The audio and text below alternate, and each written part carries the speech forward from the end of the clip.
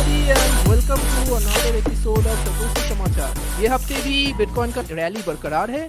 Twitter से काफी अच्छे वाइब आ रहे हैं। पीपल आर लाइक प्रेडिक्टिंग कि ये रैली मजबूत हो सकता है। आगे वाले दिन में जाके we can see another start of a bull run.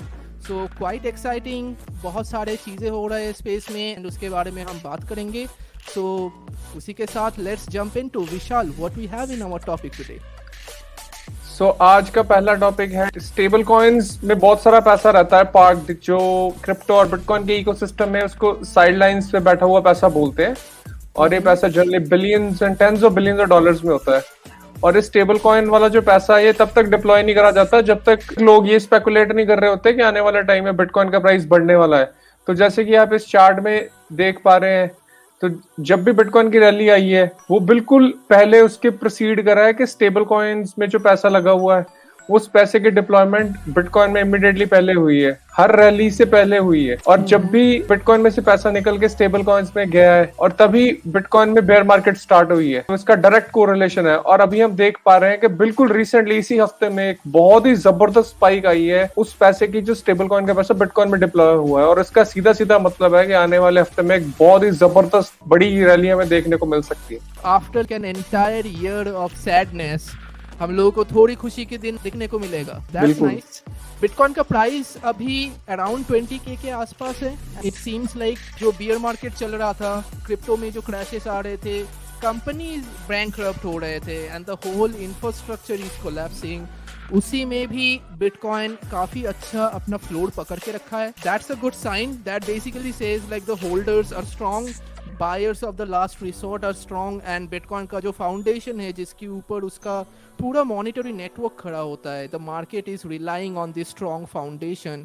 That foundation is always increasing in step wise upward fashion. Good news for bitcoiners, bitcoin people working on the space, people investing in it and people who are in general watching in the sideline. This is the time to get into it. और एक और अच्छी news है जो next tab में है, और वो ये है कि जो बिटकॉइन की हैश रेट है उसने इसी हफ्ते ऑल टाइम हाई हिट करा है। और ये भी जनरली एक बुल मार्केट का प्रेडिक्शन होता है। जैसे कि आप इस चार्ट में देख पा रहे हैं, जो बिटकॉइन का प्राइस है वो डार्क वाली लाइन है और वो लॉगरिथमिक प्राइस है, और जो ऑरेंज वाली लाइन है वो बिटकॉइन का हैश रेट है। तो हैश रेट जब भी गिरता है वो भी अगेन एक बेयर मार्केट का संकेत होता है। और जब भी हैश रेट चढ़ता है या ऑल टाइम हाई को हिट करता है वो बिल्कुल जब बुल मार्केट आने वाली होती है या चल रही होती है उस टाइम के अराउंड ही होता है। आपको ये समझना पड़ेगा कि जो माइनिंग इंडस्ट्री है ये बहुत ज्यादा कैपिटल इंटेंसिव बिजनेस है। इसमें बिलियंस ऑफ डॉलर्स लगते हैं और बिलियंस ऑफ डॉलर्स की बेसिक मशीन्स अहेड ऑर्डर देनी पड़ती हैं और वो चाइना में मैन्युफैक्चर होती हैं। और फिर दुनिया भर में जो भी माइनिंग कंपनीज हैं, कोई रशिया में बेस्ड है, कुछ चाइना में है, कनाडा में है, यूएस में है, वहां पे बेसिक मशीन्स को शिप करा जाता है। और ये सप्लाई चेन का जो टाइम होता है वो जनरली बहुत कम होता है, बिकॉज जो एसिक मशीन है उसकी जो लाइफ होती है वो जनरली 6 to 9 मंथ्स रहती है, जब वो सबसे ज्यादा प्रॉफिटेबल होती है। तो कहने का मतलब है कि जैसे ही एसिक मशीन एक अपनी फैक्ट्री के असेंबली लाइन से निकलती है उसको विद इन 2 या 3 दिन के अंदर उसको प्लग इन करके फैक्ट्री में ऑन करना होता है, क्योंकि वो पहले कुछ हफ्तों में ही सबसे ज्यादा प्रॉफिटेबल होती है। हर एक नए बैच के साथ जो एसी मशीन बनती हैं उसके साथ कुछ ना कुछ इंप्रूवमेंट्स होती हैं। नॉट नेसेसरली हर बैच के साथ, पर हर 6 महीने में, हर 9 महीने में, हर साल में इंप्रूवमेंट सब्सटेंशियल आती है, जिससे वो स्पीड काफी बड़ी होती है उस मशीन की।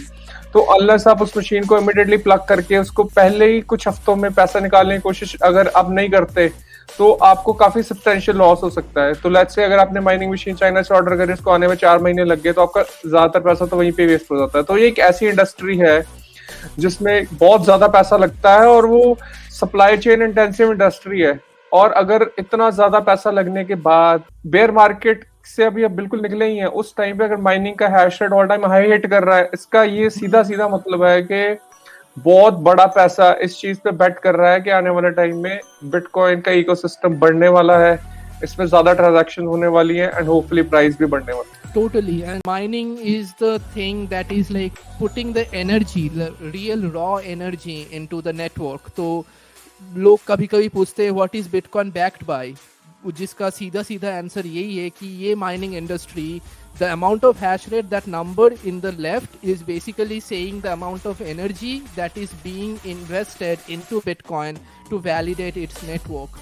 So जितना ज़्यादा energy ये network में validation में आते उतना ज़्यादा इसका strength बढ़ता है, and this energy is the only thing that is making it resistance of all sorts of like political captures. Invention of Bitcoin was basically how to use energy to come to a database consensus, and that's what it is. And यहाँ पे आप देख सकते हैं कि ये जो drop था, this is a interesting point, I just want to mention for historical perspective. ये हुआ था उस टाइम पे जब चाइना ने बिटकॉइन माइनिंग ऑपरेशन बैन कर दी थी, एंड उस टाइम पे एक मैसिव ड्रॉप आया था बिटकॉइन हैश रेट में. तो कभी कभी लोग ये बोलते हैं कि अगर कोई नेशन स्टेट आके बिटकॉइन माइनर्स को बंद कर देता है and then bitcoin miners are the source of energy into the bitcoin network, तब क्या होता है? सो बिटकॉइन नेटवर्क खत्म हो जाएगा. आंसर इज ये चार्ट नहीं होगा. China is like the biggest manufacturer of ASICs, and वहाँ पे सबसे बड़ा वाला बिटकॉइन माइनिंग ऑपरेशन चलता था because of the low cheap cost energy. वो लोग जब बंद कर दिए mining, almost 80% of the mining industry was directly और इनडायरेक्टली डिपेंडेंट ऑन इट. तो यहाँ पे वो ड्रॉप दिखा था हम लोगों को, अराउंड से 30 to 35% of the mining hash power just went away, disappeared for like 1 month. But it didn't matter, it revamped from there. वही माइनर्स, वही इंडस्ट्री, वही मशीन फिर माइग्रेट हो गए यूएसए, यूरोप, अलास्का, रशिया, सारे जगह पे, एंड फिर से माइनिंग का जो हैश रेट है वो बढ़ने लग गया. And this is like an perpetual increase. We can't really stop this from happening. So that is another answer to that question. जब लोग पूछते हैं कि माइनिंग ऑपरेशन एक जगह बंद हो जाते तो क्या होते, कुछ नहीं होते, दूसरे जगह चालू हो जाते. बिल्कुल, इसको जियोग्राफिक आर्बिट्राज भी बोल देते हैं. फ्यूचर में भी ऐसा ही होएगा. तो आप कभी भी फ्यूचर में आप माइनिंग का फंड सुनते हो कि कनाडा ने माइनिंग को बैन कर दिया या यूएस ने माइनिंग को बैन कर दिया, तो श्योर उसमें टेम्पररी एक ड्रॉप आएगा. क्यों आएगा? बिकॉज बहुत सारी माइनिंग कंपनियां अपनी माइनिंग मशीन को वहां से बंद करेंगी और उसको किसी और देश में ले जाके एक फैक्ट्री सेटअप करके वहां पे लगाएंगी. उसके बीच में 1-2 महीने का उनको टाइम लगेगा या कुछ मंथ्स का टाइम लगेगा. उसके बाद वो मशीन दोबारा से चालू हो जाएंगी. पूरी दुनिया में कभी भी ऐसा नहीं रहेगा कि सारी दुनिया के सारे देश एक ही टाइम पे माइनिंग को बैन कर रहे हैं, है ना. तो फॉर एग्जांपल एल सल्वाडोर जैसे देश है जो जियोथर्मल एनर्जी को यूज करके वो तो बोल रहे हैं कि आओ भाई हमारे देश में आओ, करो माइन, जियोथर्मल एनर्जी यूज करो, अपनी मशीन्स लेके आओ, माइन करो. तो हमेशा कोई ना कोई देश दुनिया में ऐसा रहेगा जो इनवाइट करेगा माइनर्स को. तो एक देश अगर बंद कर रहा है और उसकी वजह से जो इम्पैक्ट आता है हमेशा टेम्पररी ही रहेगा. टोटली. माइनिंग के टॉपिक की अगर बात होती है तो ये लास्ट पॉइंट बोल के ही खत्म करना होता है. It's like mining is design to be used for green energies. Green energies are actually more suitable as Bitcoin mining sources because of the nature of green energies and how their demand and supply fluctuates asynchronously with each other. उनके लिए जो लोग green energy में deal करते हैं और green energy produce करते हैं, जब डिमांड नहीं होता है ग्रीन एनर्जी का, उस टाइम पे कहाँ पे जाएगा वो supply? Putting that into bitcoin hash rate is like one of the best thing that they can do. At the same time they can keep producing green energy, create a energy market out of it. So इसके ऊपर बहुत सारे research हो रहा है. Mining के ऊपर बहुत सारे फंड भी होते हैं कि ये एनर्जी ग्लोबल वार्मिंग कर रहा है, but the fact is like to do anything you need energy. वो एनर्जी कहाँ से आ रहा है, that is the question. Energy कोयला जला के आ रहा है या सोलर लाइट से आ रहा है? That's the question that you should be asking on, ना कि एनर्जी लेके क्या कर रहे हो. आपकी टोस्टर भी एनर्जी वेस्ट करता है, so does bitcoin, and bitcoin needs this energy to maintain its decentralization. And El Salvador जैसे जो कंट्री है जहाँ पे उनके leaders are already forward thinking and looking at this thing that is happening and figuring out how they can align their natural resources best with this new monetary network that is producing out, at the same time enriching themselves. That's like the winning strategy for any nation states out there to capture both revenue, new businesses, new industry and new people coming into them. Anyway, that's my rant on El Salvador mining and energy and Bitcoin. Mining के topic पे ही एक और chart है जो हम चाहते हैं कि दर्शक देखें, और वो ये है कि जो माइनिंग की कंपनियां हैं वो सेल करती हैं बिटकॉइन मार्केट में. They are usually some of the biggest sellers because उनको अपने एक्सपेंसेस कवर करने होते हैं. जो भी वो कैपिटल एक्सपेंडिचर करते हैं अपने फैक्ट्रीज पे, नई मशीन्स लेनी है, बिजली का खर्चा जो हो रहा है, कूलिंग का खर्चा हो रहा है, वो जनरली अपने बिटकॉइन बड़ी एक्सचेंजेस पे ट्रांसफर करते हैं और वहां पे सेल करते हैं। तो अगेन आप देख सकते हैं कि बीच बीच में बड़ी स्पाइक्स हैं जब माइनिंग कंपनी आपने बहुत सारे बिटकॉइन सेल कर रही होती हैं।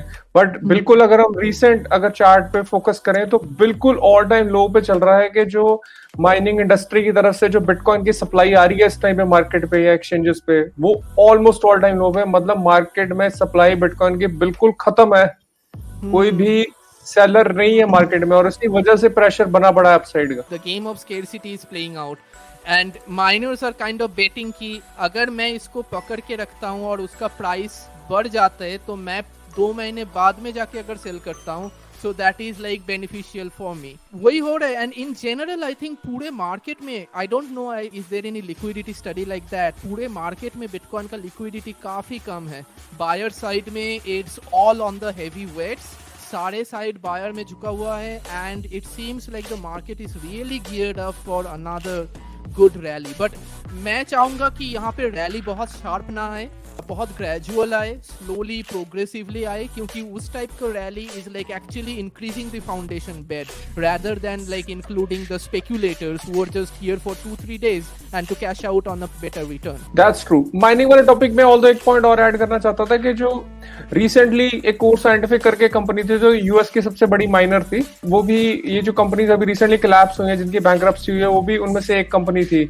और ब्लॉकफाई भी हमें पता है कि माइनिंग के बिजनेस में थी और उनकी भी बैंकरप्सी हुई है। और सेल्सियस के भी काफी बड़े एसेट्स माइनिंग इंडस्ट्री में थे। और ये तीनों कंपनी का बोला जा रहा है कि जो एसेट्स थे वो अभी पब्लिकली अवेलेबल है सेल के लिए और उन पे बिडिंग वॉर्स वगैरह चल रहा है। ये जो कंपनीज थी, इन कंपनीज का जो एक तो बिटकॉइन मार्केट में आना था वो आ चुका है, जो इन्होंने सेल करना था सेल कर चुके क्योंकि ये ऑलरेडी बैंकरप्ट हो चुकी है, उस वजह से भी माइनिंग प्रेशर कम है। इन कंपनीज के जो एसेट्स पिछले 4-6 महीने से मार्केट में पड़े हुए थे वो लोग फटाफट धूम धड़ल्ले से खरीद के उनको फटाफट प्लग इन करके दोबारा से नेटवर्क पे प्लग इन हो रही है और माइन कर रही है। एंड नॉट टू मेंशन के जो फैक्ट्रीज हर 30 दिन में बिटकॉइन एसिंग मशीन्स की जो नए बैच प्रोड्यूस कर रही है, बिटमेन जैसी बड़ी कंपनी है वो तो हर महीने नया बैच आ ही रहा है। तो उस वजह से भी माइनिंग की जो हैश रेट है बड़ी है और जो माइनर्स की तरफ से बिटकॉइन का सप्लाई है वो ऑलमोस्ट लो पे चल रहा है। Seems like preparation of something. आगे जाके हम लोगों को सामने वाले वीक में और भी दिखाई देगा कि इसके इफेक्ट क्या क्या होते हैं and what kind of consequences it has in the market. आगे बढ़ते हैं on our next topic which is very related to what we just talk about, Nayib Bukele on El Salvador making some flex. So Vishal, what's it about? तो El Salvador government जो है market में bonds issue करती है again, और dollar denominated bonds रहते हैं। जो रेटिंग एजेंसीज हैं वो जनरली वो पसंद नहीं करती हैं कि जब भी वो कोई कंट्री अगर बिटकॉइन के अडॉप्शन की तरफ स्टेप्स लेता है। तो जब से एल सल्वाडोर ने मार्केट में ये अनाउंसमेंट करी थी कि हम बिटकॉइन को as a legal tender adopt कर रहे हैं, रेटिंग एजेंसीज फट क्रिएट कर रही थी एल सल्वाडोर की तरफ के ये अपने डेट को चुका नहीं पाएंगे, ब्ला ब्ला ब्ला, है ना। ऐसे न्यूज मार्केट में बहुत सारे आते, बहुत ज्यादा आ रहे थे। Not only the media but also like IMF, World Bank, economist professors from all over the prestigious places actually made that comment, like that's a disastrous economic policy. And here they are saying like they just paid off their $800 million. That's a clear win. Nayib Bukele की direct tweet है ये, coming directly from the president of El Salvador, and he is pissed with the fact that no other media outlet covered this incident or covered this situation, that not only they are not a growing, they just boosted up their growth economy with Bitcoin adoption like crazy.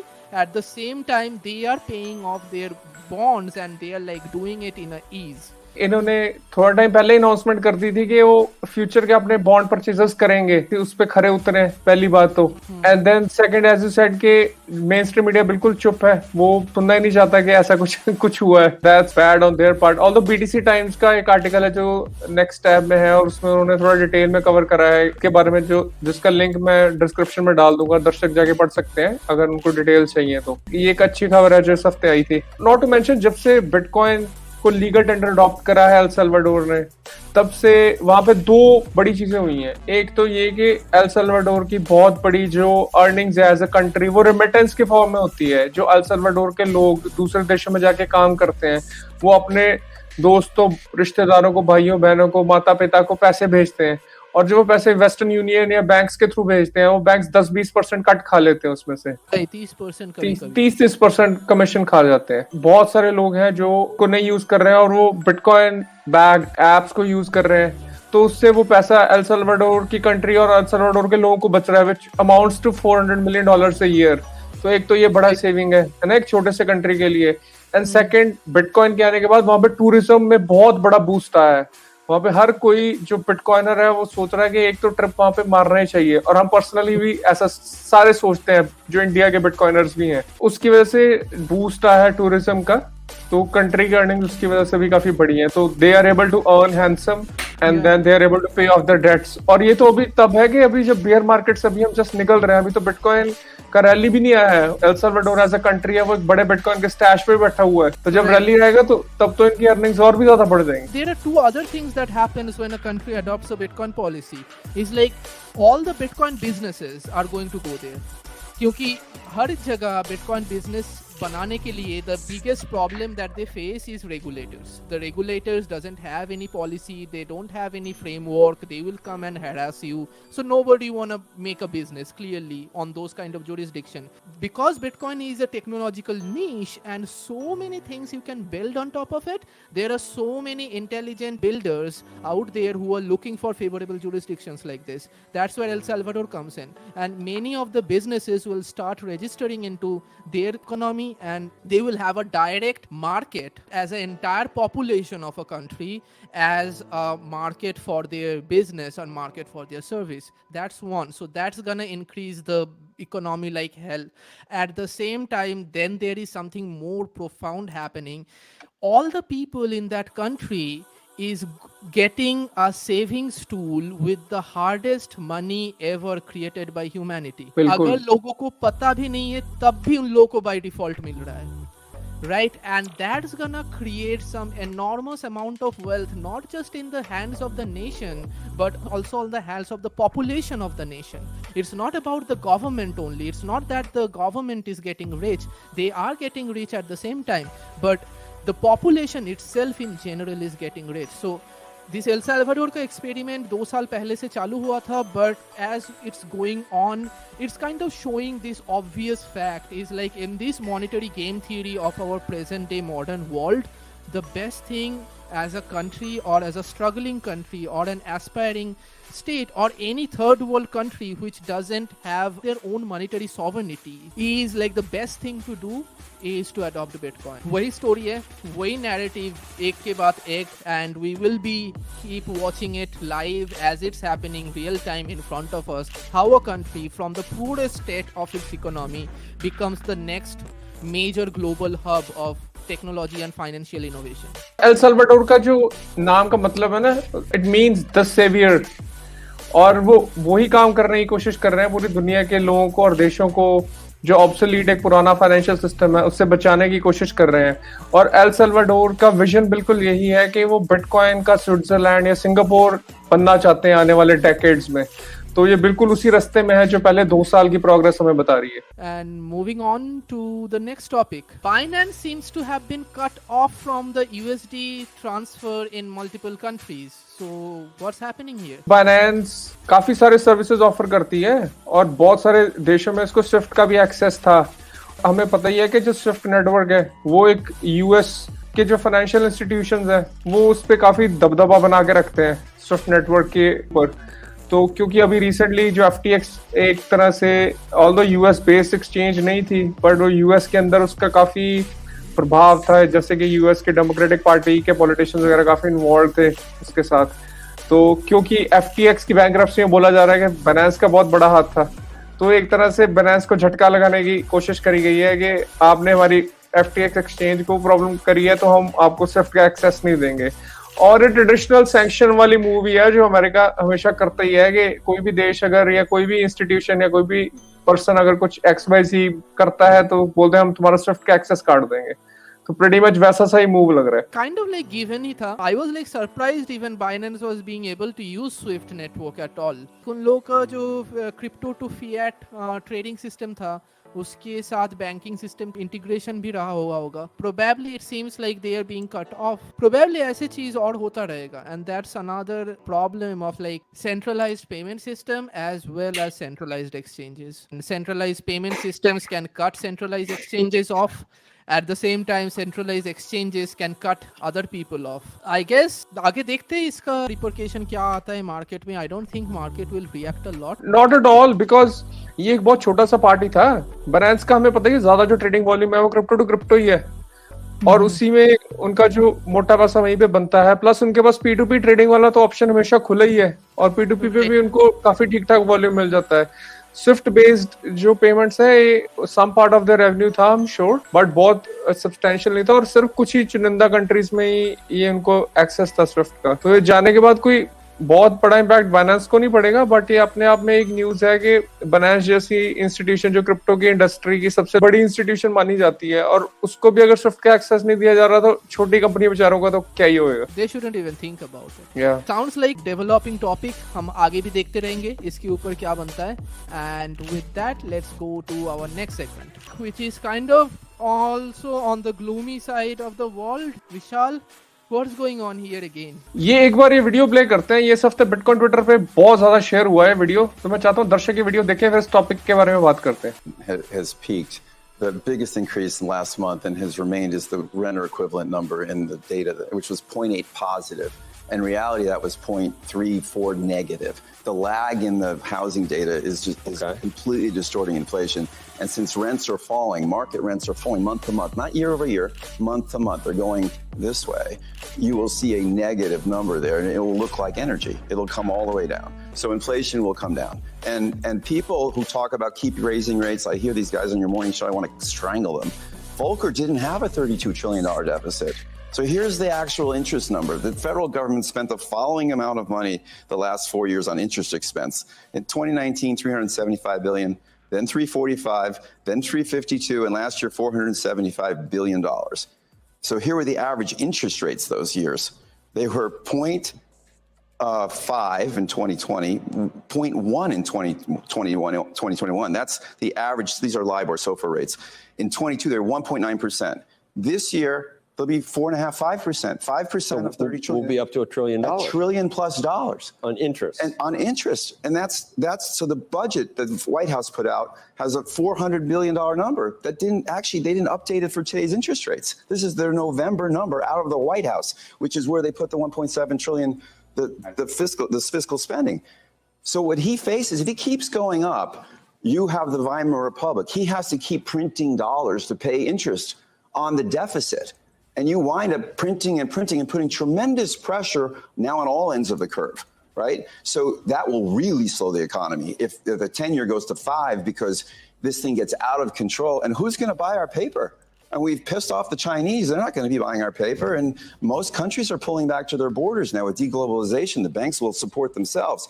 So he risks this if he keeps going, these academics in Washington, he risks the entire financial stability of the system. You have the IMF and the World Bank telling you to stop raising rates. Because what we do in our little holes in Washington with our Federal Reserve banks impacts the entire globe's economy.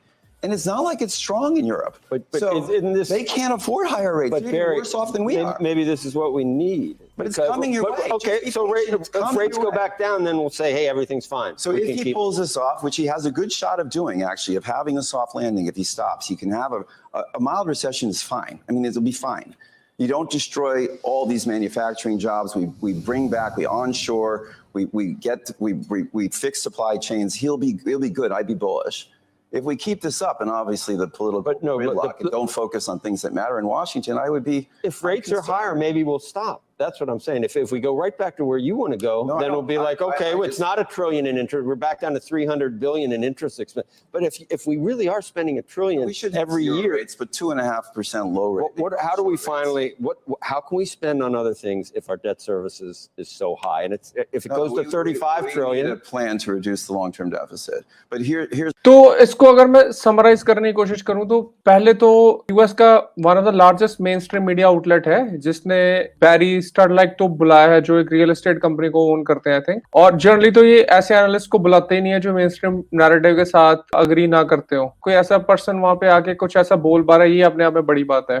पर जो वो बोल भी रहे हैं, अगर हम उसको ध्यान से समझने की कोशिश करें तो उन्होंने वाइमार रिपब्लिक का रेफरेंस दिया है. Weimar Republic post world war 1 के जर्मनी को बोला जाता है, और उस टाइम पे हाइपर इन्फ्लेशन आई थी जर्मनी में, बहुत ही भयंकर वाली. उस टाइम पे भी ये हुआ था कि अगर आपके सरकार के ऊपर कर्जा बहुत ज्यादा है और उस कर्जे के ज्यादा होने के बावजूद आपका सेंट्रल बैंक अगर इंटरेस्ट रेट बढ़ाया जा रहा है, तो वो जो इंटरेस्ट हर साल का बन रहा है, वो इंटरेस्ट पे ऑफ के लिए भी तो नया पैसा प्रिंट करना पड़ेगा। तो ट्रिलियंस ऑफ डॉलर्स यूएस को इसलिए इस साल प्रिंट करने पड़ेंगे कि जो इन पे $31 ट्रिलियन का डेट है उस पे 5% लगा के देखो, जो इंटरेस्ट रेट अभी उसके आसपास चल रहा है 4-5% के आसपास, और वो यूएस का सेंट्रल बैंक बोल रहा है और बढ़ाएंगे, तो कितना बन जाता है $1.5 ट्रिलियन। तो $1.5 ट्रिलियन तो सिर्फ इंटरेस्ट एक्सपेंस ही प्रिंट करना पड़ेगा, है ना, और उसके ऊपर जो बाकी खर्चा है यूएस का, और $2 ट्रिलियन का डेफिसिट है। तो ये बंदा यही बोल रहा है कि एक रेड लाइट बहुत बड़ी सिग्नल्स दे रहा है कि अगर इंटरेस्ट रेट इसी हिसाब से बढ़ते रहे तो अमेरिका में हाइपर इन्फ्लेशन वाला माहौल हो सकता है, जैसा कि वाइमार रिपब्लिक में हुआ था। पर हमें ये लगता है कि ऐसा नहीं होएगा। जो यूएस का सेंट्रल बैंक है वो आने वाले टाइम में इंटरेस्ट रेट घटा सकता है। पर ये वीडियो हम चाहते थे हमारे दर्शक देखें। ये बिटकॉइन ट्विटर पे इस हफ्ते काफी ज्यादा हलचल मचा रहा था। इट सीम्स लाइक ये जो सिचुएशन चल रहा है, like central bank being in tough position, in general market में जो रिसेशन की बात हो रहा था, how probable does it sound like 2023 mid तक we will be seeing a 2008-2009 level recession in the market?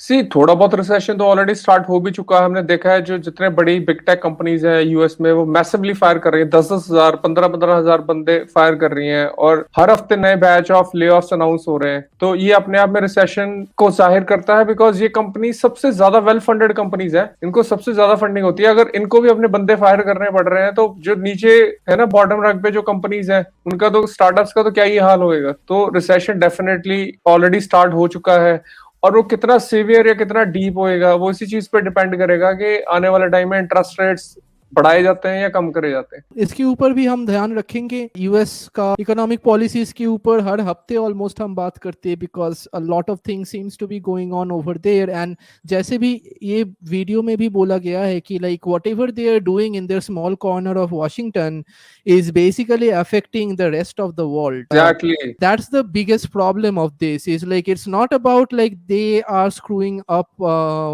US ka system. It's like they can screw up our system also, and we can come into the crossfire of this chaos, because our central bank also like holds US dollar, and not only just ours, almost all of the entire third world region, Africa से लेके South East Asia, is like dependent or by their central bank on the dollar system. We will see इसके साथ क्या होता है। Towards the end of the video वो थोड़ा ये बात करते हैं कि यूएस का जो ये डेट वाला सिचुएशन है इससे कैसे निकला जाए। तो ये आगे कुआं पीछे खाई वाली जो कहावत है ना वो इस पे लागू होती है कि इतना बड़ा डेट यूएस पे है कि उस डेट को पे ऑफ भी करना है। पे ऑफ करने के चक्कर में डॉलर भी है जो उस करेंसी की वैल्यू भी मेंटेन करके रखनी है, बहुत ज्यादा डॉलर भी प्रिंट ना हो जाए। अगर ज्यादा डॉलर प्रिंट हो रहे हैं, इन्फ्लेशन बढ़ रही है, तो इंटरेस्ट रेट बढ़ाने के चक्कर में रिसेशन भी ना आ जाए। तो ये एक बहुत ही बड़ा फाइन बैलेंसिंग वाला गेम है, इनको थोड़ा खेलना पड़ेगा। और इसी पे ही है हमारा जो नेक्स्ट ट्वीट है जो हम शेयर करना चाहते हैं ऑडियंस के साथ। वो जेफरी गुंडलैक का ट्वीट है जिसमें बोलते हैं the USA needs to pass a 27th amendment disallowing federal deficit spending in any fiscal year until the national debt is fully paid off. We need to shut down the circular finance scheme funding embedded politicians with deficit spending kickbacks, else there is no way forward. ये although जो ये बोल रहे हैं ये बहुत ज्यादा optimistic है और ये होने की इस चीज की संभावना बहुत कम है, पर यही एक तरीका है जिससे कुछ मतलब सुधार हो सकता है। और वो बोल क्या रहे हैं कि जो भी फेडरल डेफिसिट स्पेंडिंग है, मतलब कि यूएस की गवर्नमेंट हर साल एडिशनल स्पेंडिंग करती है बिना वो पैसा कमाए, है ना, वो डेफिसिट स्पेंडिंग को बिल्कुल खत्म करना पड़ेगा। मतलब सरकार को अपने एक्सपेंसेस बिल्कुल खत्म करने पड़ेंगे जब तक पूरा डेट नहीं पे ऑफ हो जाता।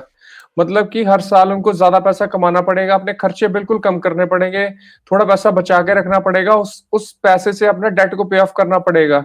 ऐसा ईयर अपॉन ईयर 40-50 साल तक करना पड़ेगा जब तक वो पूरा डेट नहीं पे ऑफ हो जाता। सिर्फ यही एक तरीका है जिससे यूएस की इकोनॉमी को लॉन्ग टर्म में बचाया जा सकता है। ये तो लग नहीं रहा है हो पाएगा। बिल्कुल नहीं हो पाएगा, और हिस्ट्री है इस चीज के एग्जांपल। इसी चीज पे जो नेक्स्ट टैब हम दर्शकों के साथ शेयर करना चाहते हैं, और एक लिंक्डइन का पोस्ट है 2 साल पुराना जो रितेश जैन ने शेयर करा था, और वो एनालॉजी दी है उन्होंने वाइमार रिपब्लिक वाले टाइम के साथ कि कैसे जब एक देश के ऊपर बहुत बड़ा डेट होता है वो चुकाना बहुत ज्यादा मुश्किल होता है। तो रूडोल्फ वॉन हेवनस्टीन थे जो राइक्स बैंक था, जो वाइमार रिपब्लिक का सेंट्रल बैंक था, उसके हेड थे। तो von हेवनस्टीन faced a real dilemma. Were he to refuse to print money necessary to finance the deficit, he risked causing a sharp rise in interest rates as the government scrambled to borrow money from every source. The mass unemployment that would ensue, he believed, would bring on a domestic economic and political crisis, which in Germany's current fragile state might precipitate a real political convulsion. As a prominent Hamburg banker, Max Warburg, a member of the Reichsbank board of directors, puts it, the dilemma was whether one wished to stop the inflation and trigger the revolution or continue to print money. Loyal servant of the state that he was, von Hohenstein had no wish to destroy the last vestiges of the old order. और अगर आप ये समझ पा रहे हैं, ये एक बहुत ही बेहतरीन हिस्ट्री से एक कोट है जो कि रितेश जैन ने शेयर करा है, और वो यही बता रहा है कि जब किसी सेंट्रल बैंक को ऐसे डिलेमा में डाला जाता है तो उनके पास दो ही ऑप्शन होती हैं कि इमिडिएटली इंटरेस्ट रेट बहुत ज्यादा बढ़ा दो, एकदम से रिसेशन क्रिएट कर दो, और उससे मिलियंस ऑफ लोग एकदम से सड़कों पे आ जाते हैं, दंगे फसाद हो जाते हैं। वो इमिडिएट डेथ है।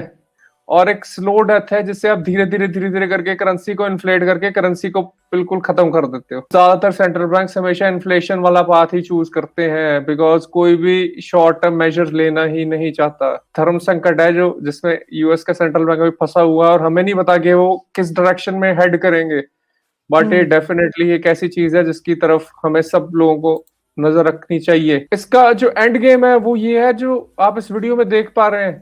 ये लॉस एंजलिस है, यूएस का one of the most developed cities, और देखिए उसकी सड़कों के किनारों पे कैसे लोग बैठे हैं, भूखे मर रहे हैं, झुग्गी झोपड़ियां बना के बैठे हुए हैं, उनके पास खाने के लिए कुछ नहीं है और वो लड़ रहे हैं आसपास वाले लोगों के साथ। और ऐसी झुग्गी झोपड़ियां हमें सिर्फ गरीब देशों में देखने को मिलती थी, पर ये अभी अमेरिका में एक बिल्कुल कॉमन सीन हो गया है। लॉस एंजलिस में, सैन फ्रांसिस्को में तो कहते हैं कि लोगों ने मलमूत्र से भर दिए हैं, गंद पड़ा हुआ है हर जगह पे। It looks worse than Mumbai. बिल्कुल वे verse. It looks way worse than Mumbai. Oh my God. It's like an entire street of homeless people. और ये तो जस्ट शुरुआत है, जब डॉलर पे बहुत बड़ा क्राइसिस फ्यूचर में आएगा, बहुत बड़ी पॉपुलेशन ऐसे सड़कों पे बैठी होगी। यही धर्म संकट है जिससे निकलने की कोशिश करनी चाहिए, बट देखते हैं आने वाले टाइम में हम किस डायरेक्शन में हेड करते हैं। ठीक है, इसी के साथ चलते हैं, देखते हैं हमारा नेक्स्ट टॉपिक क्या है, और वो है लेबनीज लीरा, लेबनान की करेंसी। उसमें भी काफी इन्फ्लेशन आई हुई है और उसकी वजह से लोग प्रोटेस्ट कर रहे हैं, और इसको हमने कवर करा था बेरूत का एक आध वीडियो हमने पहले भी अपने एपिसोड्स में दिखाया था, जहाँ पे लोग बैंक्स के बाहर पिस्तौलें लेके खड़े हुए थे। तो वहां पे बहुत ही बुरा हालत है इस टाइम पे, जो मनी सप्लाई है वो और बहुत ज्यादा डिस्ट्रप्टेड है। बैंक्स लोगों को पैसा नहीं दे रहे हैं, लोगों को खाने पीने के लाले पड़े हुए हैं, और उसी चीज का ही हम देख रहे हैं, ये इम्पैक्ट है। This is what happens when the money dies. Basically, they are facing these situations of like their money slowly bleeding to death. हम लोग देख भी रहे थे कि पहले कुछ हफ्ते पहले ही न्यूज आया था कि कैसे बंदूक लेके लोग बैंक में जाते हैं अपना खुद का पैसा निकालने के लिए। बैंक में जाके लोगों को हॉस्टेज बना रहे हैं so that they can get their own money back for their own need. This is the situation now. ये काफी डरावना सिचुएशन है। आई होप किसी भी कंट्री में सिचुएशन इतना खराब ना हो कि लोगों को ऐसे रास्ते में निकलना पड़े, but given the entire situation it doesn't seem like there is a good plan to save the world from anything by the politicians or the bankers or the policy makers or whoever is like turning these levers. It's like they are there but it's still going bad. Lebanon नहीं है, बहुत सारे, हम हर episode में थोड़ा बात करते ही रहते हैं कि बहुत सारे दुनिया भर के देश हैं मैन, जहाँ पे इस टाइम पे बहुत मैसिव प्रोटेस्ट चल रही हैं। अफ्रीका में भी बहुत सारे देश हैं, सिमिलरली साउथ अमेरिका में भी, हमें पता है श्रीलंका में भी रिसेंटली प्रोटेस्ट होके हटे हैं, पाकिस्तान में भी करेंसी क्राइसिस चल रहा है। तो ऐसे पूरी दुनिया में बहुत सारे देश हैं जो जहाँ पे लोग बहुत ज्यादा इम्पैक्टेड है इस टाइम पे। और नेक्स्ट टैब में अगर हम देखें तो अर्जेंटीना की हमने लास्ट पीक भी थोड़ा बात कर रहा था, तो अर्जेंटीना में इस हफ्ते न्यूज आया है कि वहां पे इन्फ्लेशन का सिचुएशन इतना बैड है। 95% इन्फ्लेशन के नंबर्स आए थे रिसेंटली कि बैंक नोट्स रखने के लिए बैंकों के पास जगह ही खत्म हो रही है। तो ये वो वाला सिचुएशन है जब बैंक नोट्स को तोल के लिया जाता है कि अगर 1 किलो टमाटर लेने हैं तो 1 किलो 100 के नोट दे दो। तो वो वाले सीन की तरफ हेड कर रहे हैं हम। अब अर्जेंटीना जैसा देश, बहुत ज्यादा पॉपुलेशन नहीं है बट स्टिल मिलियंस ऑफ लोग वहां पे रहते हैं, वहां पे भी ऐसा सीन हो रहा है। अगर हम नेक्स्ट टैब में देखें तो वेनेजुएला में भी हमें पता है कि करेंसी क्राइसिस आके हटा है कुछ साल पहले ही, खत्म नहीं हुआ है करेंसी क्राइसिस, इन्फ्लेशन अभी भी बरकरार है उनकी करेंसी में। मिलियंस ऑफ लोग सड़कों पे उतरे हुए हैं, गवर्नमेंट के अगेंस्ट प्रोटेस्ट कर रहे हैं, चाह रहे हैं कि उनकी जो मिनिमम वेज है वो थोड़ी बढ़ाई जाए, बिकॉज परचेजिंग पावर बिल्कुल करेंसी का खत्म हो चुका है। जो भी उनको नॉर्मल वेजेस मिलते हैं वो उससे कुछ भी खरीद नहीं पा रहे हैं। इन वीडियोस के थ्रू हम दर्शकों तक ये इन्फॉर्मेशन पहुंचाने की कोशिश करते हैं कि एक मैसिव मॉनेटरी क्राइसिस पूरी दुनिया के देशों में आया हुआ है। एंड ये काफी सालों से लूमिंग चल रहा था। बहुत पहले there were economists who kind of like when this fiat monetary system was being formed, जब वर्ल्ड वॉर 2 के बाद लोग पहला फेक मनी बनाने की कोशिश कर रहे थे, तभी बहुत लोग बोले थे कि ये सिस्टम एक दिन गिरेगा। This system works on like this fakeness of the money, जहां पे मनी का वैल्यू रियल नहीं है। It's dependent on the policy of your government and you are just one bad election away from ruining your entire life saving. Nobody has any control over it. Even you can't have any control over it. And it just take one bad election to get our country, get an entire mass of population into this state. Kafi unfortunate situation hai. That's why we Bitcoin, right? These are the things that keeps reminding us क्यों चाहिए एक neutral अनइन्फ्लेटेबल money supply, जहां पे आप आपका पैसा के value, it's not about the पैसा only, it's not about the amount of money you have. If you have 100 trillion of like shit paper, it doesn't matter whether you have 100 trillion or 200 trillion or whatever is the number. What matters is एक unit of that money is how much value does it contain. The kind of money we use right now is entirely derived on the trust and the policies of the government. If they screw up, your money, the unit you have, they also screw up. It kind of vaporizes into air and now you can't buy anything out of that money. So Venezuela में ये situation बहुत पहले से चल रहा है। We have also seen videos की लोग ऐसे ट्रैश कैन भर के पैसा लेके डंप कर रहा है डस्टबिन में। There are videos, creative workers है, they are taking the money paper, the actual Venezuelan note and making crafts out of it, because the craft is actually more valuable than the money that is used to make the craft. Imagine the situation. The craft is more valuable than the money that is used to make the craft. बहुत disappointing है man. और ऐसा हो सकता है कि आप किसी भी देश में बैठे हो सकते हो, आप इस वीडियो को देख रहे हो सकते हो और आपको ये लग रहा हो सकता है कि ये तो ऑब्सक्योर सा देश है, मेरे देश में थोड़ी ना ऐसा होने वाला है। तो हम आपको बताना चाहते हैं कि ये जो थॉट प्रोसेस है बिल्कुल गलत है। ऐसा वाइमार रिपब्लिक जो कि आज का प्रेजेंट डे जर्मनी है, वहां पर भी होके हटा है 100 साल पहले लगा लो। तो ये कहीं पे भी हो सकती है ऐसी प्राइस 110 रुपए अपने देश में भी। We are not very far away. If you are one of our desi cousins, we are not very far away man, we are just in the initial steps. ये हर साल इंक्रीज हो रहा है and not only petrol, it's gonna reflect on everything from daily goods to breads to butter to egg to everywhere. और bitcoin एक option ऐसा है आपके पास जिससे आप अपनी लॉन्ग टर्म में, शॉर्ट टर्म में नहीं, लॉन्ग टर्म में अपनी परचेसिंग पावर को स्टोर करके रख सकते हो। शॉर्ट टर्म में बिटकॉइन थोड़ा वॉलेटाइल है तो उसमें आप ट्रेड मत करें, पर अगर आप धीरे धीरे अपना थोड़ा सेविंग्स अगर उसमें आप सेव करके रख रहे हैं, तो जिस दिन ये बुरा टाइम आएगा आपको सड़क पे ऐसे खड़े होकर प्रोटेस्ट नहीं करना पड़ेगा। आपके पास इतनी कुछ सेविंग्स होंगी कि आप अपना रोजमर्रा का आलू टमाटर खरीद पाओगे। बस वही उम्मीद है बिटकॉइन के साथ। तो उसी के साथ चलते हैं हमारे next topic. After covering the darknesses of the world, let's talk about hope. We have Bitshala का मास्टरिंग बिटकॉइन कोहॉर्ट, क्योंकि बोला जाता है the biggest amount of investment you can do in bitcoin is your time and knowledge, not the money. Bitcoin को अगर आपको समझना है, बिटकॉइन को अगर आपको यूज करना है, अगर आपको ये सिस्टम में इन्वॉल्व होना है, you need to understand the system. It's not just about buying Bitcoin from a third party web service and seeing a number going up in your screen and seeing that and thinking that you have Bitcoin. You actually don't have Bitcoin. Not only you need to have Bitcoin, you also need to understand Bitcoin. So we have designed from Bitshala team this course. This is a self-study session.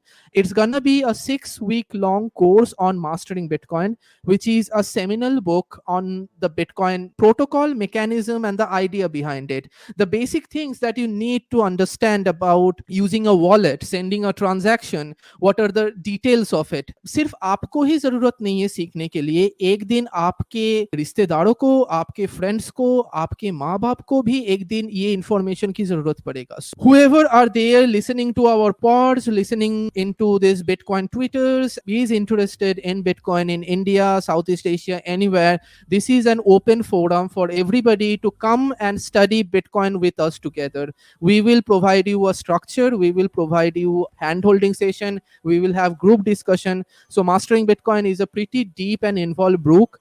काफी लोगों को दिक्कत आते हैं ये book parse करने में अकेले. So we understand that, and that's why we are doing a community style reading club. More details on the website. You can go to Bitshala Twitter account, and this is bitshala.org. This is our website, and we are basically trying to produce a lot of Bitcoin development related content, not only for developers, but also for regular people or people who are in the sideline willing to get deeper into it. Go through our about and check about our activities, and here you can apply for the Mastering Bitcoin cohort. Cohort starts from 3rd Feb. It goes for 6 weeks. So that's just an announcement of hope. At least, even if we can't save the world, at least we can save ourselves. And this is our first step that we take. The first step of understanding Bitcoin, going into the Bitcoin world, is understand it, and then acquire it, and then store it, and then talk about it to other people. अगर आप India based Dave हो, दुनिया में कहीं भी based हो सकते हो, बट अगर आप स्पेशली इंडिया बेस्ड डेव हो, आपके पास अभी कोई रीजन नहीं है, आप ये नहीं बोल सकते कि मेरे पास कोई अपॉर्चुनिटी नहीं है, मैं सीखना चाहता हूं पर मैं घुस नहीं पा रहा हूं. आपके जैसे बहुत सारे लोग हैं, वो इकट्ठे होंगे, कोहॉर्ट्स बनेंगे, ग्रुप सेशंस होंगे, और वो इकट्ठे बैठ के प्रॉब्लम सॉल्व करेंगे, टॉपिक्स को डिस्कस करेंगे, क्वेश्चंस डिस्कस करेंगे, और सबको इकट्ठे सीखने का मौका मिलेगा. तो अगर आप बिटकॉइन की कोर की दुनिया में, कोडिंग की दुनिया में घुसना चाहते हो, इससे बढ़िया मौका नहीं है. Man, do it, do this. Totally. And I would also like to add, like, this program of Mastering Bitcoin is not only for developers, but we have a very nice crowd of participants, from developers to non-devs to people from non-tech background, people who haven't even like went into Bitcoin like 2-3 months ago. It's a very diverse crowd. We are actually expecting people to come from a fresh background without understanding anything about Bitcoin. After this 6 week, they should know almost all that they need to know about Bitcoin. Or if you're an aspiring dev in Bitcoin world, mastering Bitcoin is something you have to cover anyway. This is both for dev and non-dev people. It's like that chunk of minimal Bitcoin knowledge, whether you are a dev or non-dev, that you need to operate in this Bitcoin world, whatever you want to do with it. आपको job करना है, आपको marketing करना है, business बनाना है, या फिर Bitcoin को use करना है. This is the place for that, to learn all the basics. So, yep, join along. We will be very much happy to guide you in this journey with us. Moving on. उसी के साथ चलते हैं हमारे next tweet, which is again related to the development side of the thing. And this is a very nice tweet thread that was published, I think, today only or yesterday.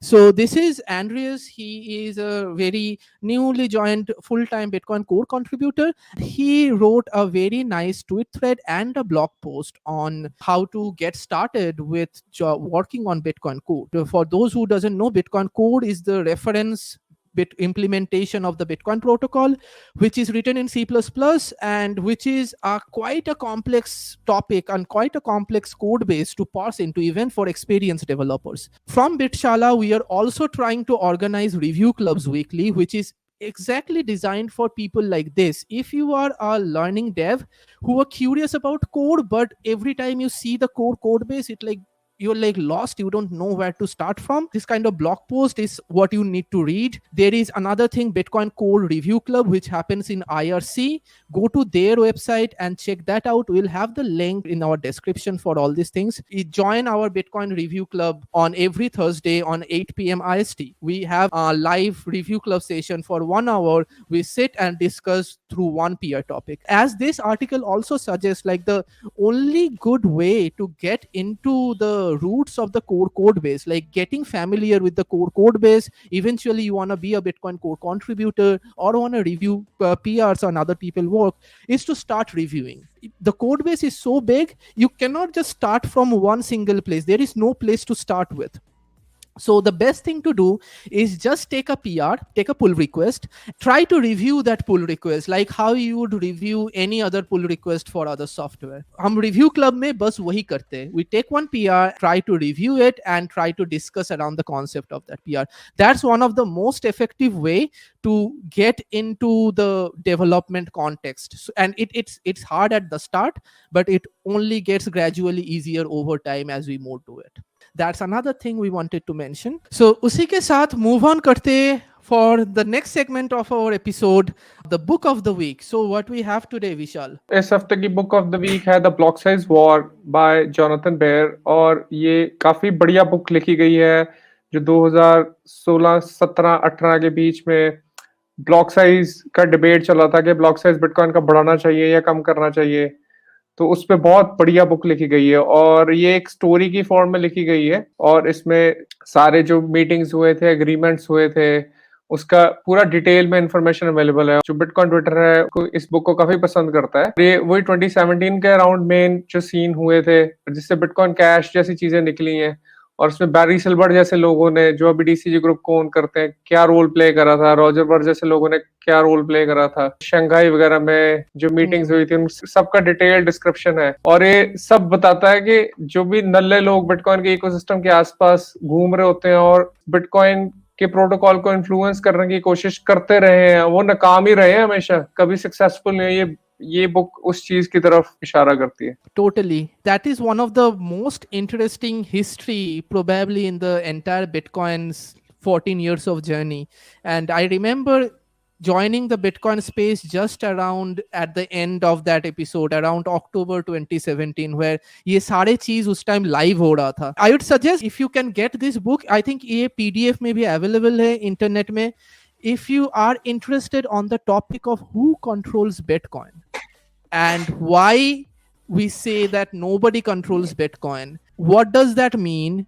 And what happens when a powerful group of people come together and tries to control Bitcoin? The block size war is basically an episode that is like a film. It's a movie that happens in that kind of situation. It's a very nicely written book and covering that very important historical pieces of Bitcoin. From there, we earned a lot of understanding around the dynamics of the Bitcoin network. Bitcoin itna naya technology hai. There are certain things that even the developers, even the designers, and even the core developer people don't fully understand. For example, we don't fully understand when a particular change will get merged in and when a particular change will not.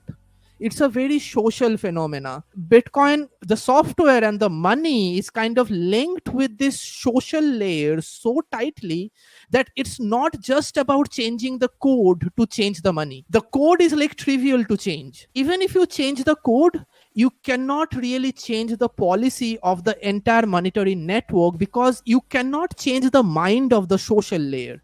And that's where like Bitcoin kind of came in and interacted with the human psyche in a way. Is like it's not just a code or software that is running in computers anymore. It's also people, individual people running their own node and specifying that their preferences. And thousands of people doing that on their own without being dictated by anybody is what makes up the Bitcoin network. If you come and change a part of the code, what will happen is like all these people who are running this distributed network will start rejecting your block. Your block will not pass their validation rule. And as a result, your block will not pass a major part of the network's validation rule. And as a result, your block is not part of the Bitcoin blockchain anymore. As a result, if you are a miner who is mining that block, the mining reward that you will get is a number, again, like fiat currency. It's gonna be number 6.25 BTCX, but that BTCX doesn't have any value because the rest of the network doesn't consider that as a money. So a very interesting phenomena happens in that way when the miner, where actually in 2017, the miner came together and the entire mining pool, ये Shanghai में जो meeting हुआ था and New York में एक meeting हुआ था where 85% of the mining hash rate mining pool operator came together and signed a document that we are gonna run this changed Bitcoin protocol, and the entire community revolted against them, saying like, if you do that, we are gonna patch our node in such a way that we will reject your blocks. Theoretically, this has been talked about before, is like, it seems like the Bitcoin protocol is technically controlled and dictated by the miners. So if the miners come together and collude something, they can change the protocol. And theoretically, the number of hash rate you need to successfully change it is 51%. It's called a 51% attack, when 51% of the miners come together and collude. Here they went 85% and then they still failed. बिल्कुल बिटमेन ही थी जो main company थी, और जीहान वो उसके founder थे जो उस टाइम पे बहुत बड़ी परसेंट हैश रेट की ओन करते थे, और उसके बावजूद भी वो कुछ नहीं कर पाए, बिटकॉइन का प्रोटोकॉल चेंज नहीं कर पाए। अब तो माइनिंग पूल्स में भी डिसेंट्रलाइजेशन आ चुकी है और कोई भी कंपनी इतनी बड़ी हैश पावर पे कमांड नहीं करती है। तो जब करती भी थी 2017 के आसपास, तब भी वो उसको नेटवर्क को चेंज नहीं कर पाए थे। उसके बाद I don't know if anybody was is that old जो 2018 में यहाँ पे बिटकॉइन स्पेस ऑब्जर्व कर रहा था। After what happened is like Bitmain made this big bet on the Bitcoin Cash wala protocol, which was like increasing the block size, and that's why it's called a block size war. The debate started with increasing the block size, and that decision ended up by 2018 end like totally bankrupting Bitmain.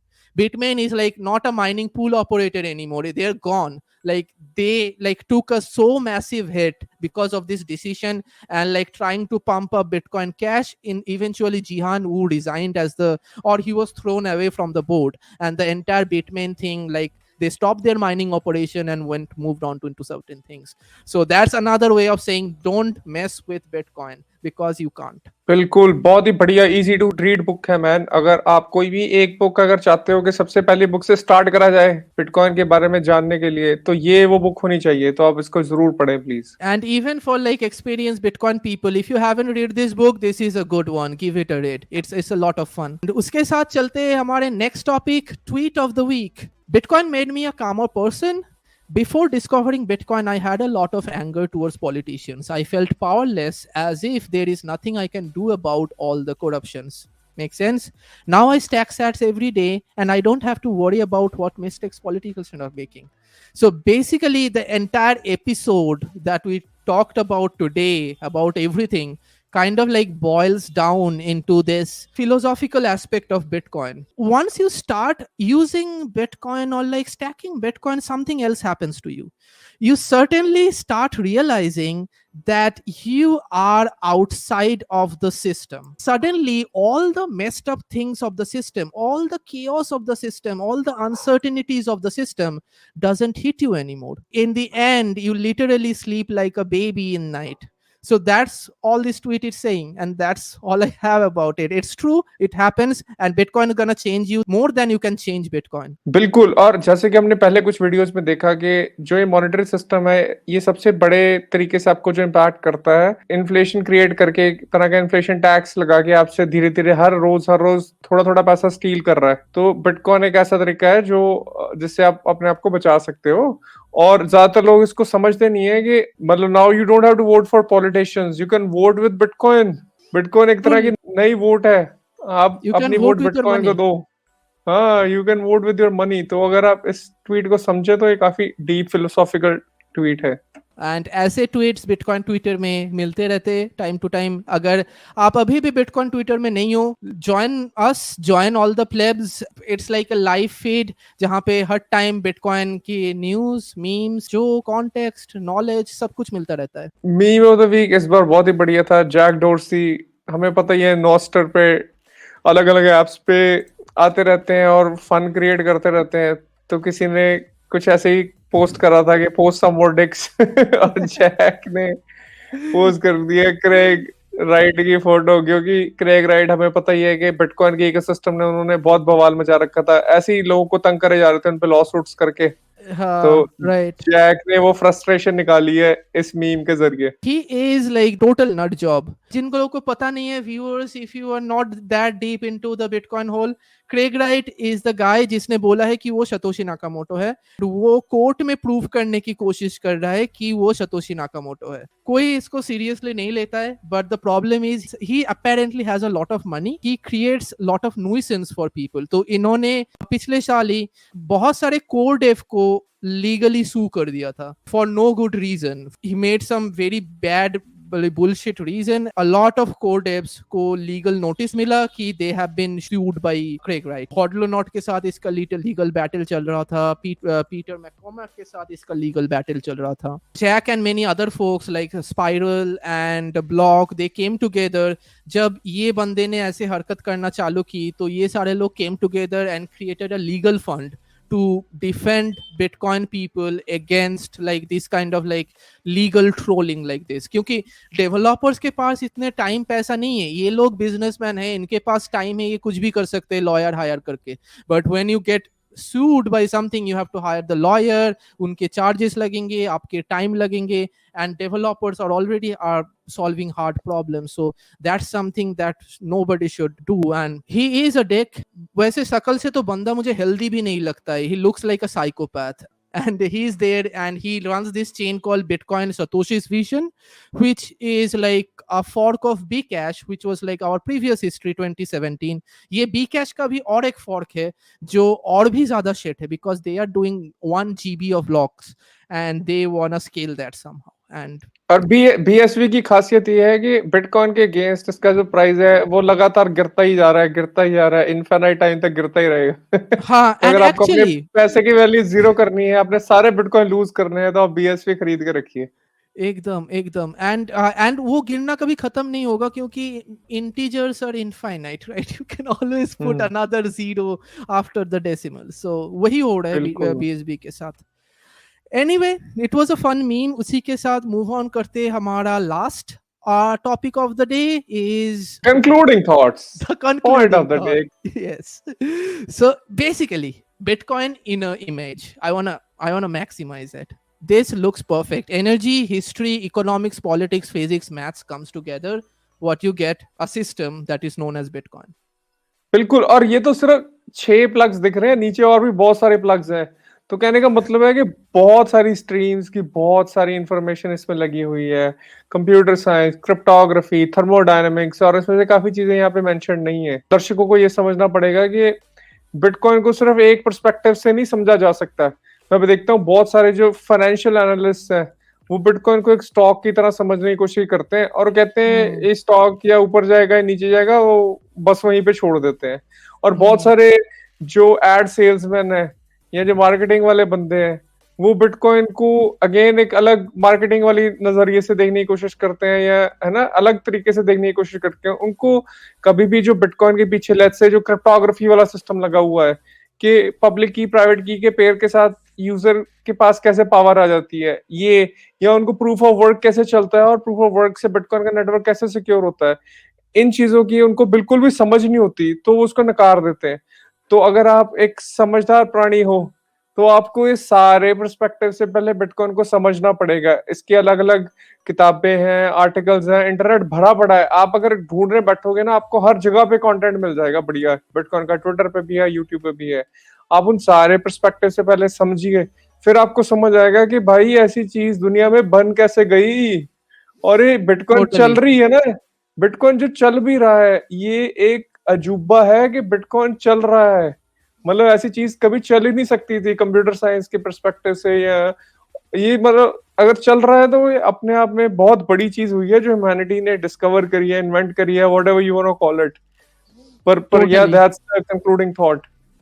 Totally. That's a brilliant way to conclude this episode। And again, another plug.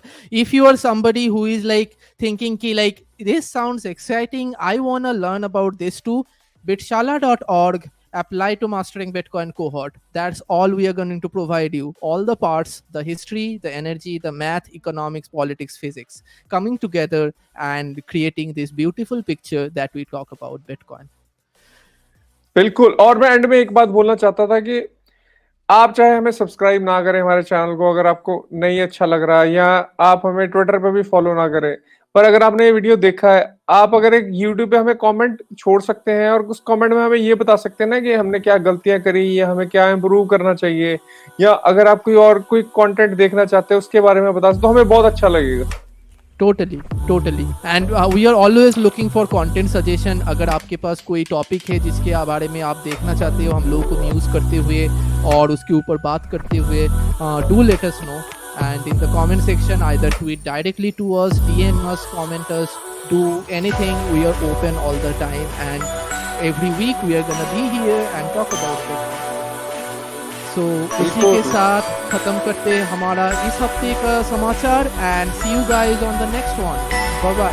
Thank you, thanks for watching, take care, bye bye.